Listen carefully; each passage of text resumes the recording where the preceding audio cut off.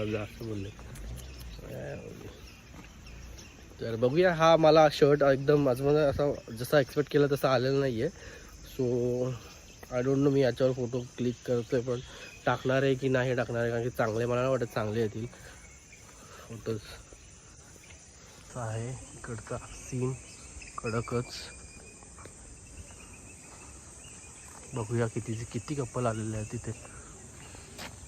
Finally आम्ही बीचला आलो आहोत आणि इथे खूप वर्षानंतर आलो आहे मी. सो इथे बीचवरच गाड्या लागलेल्या आहेत. मॅगी अंडा बुर्जी, नारळ पाणी अशा गोष्टी भेटत आहेत.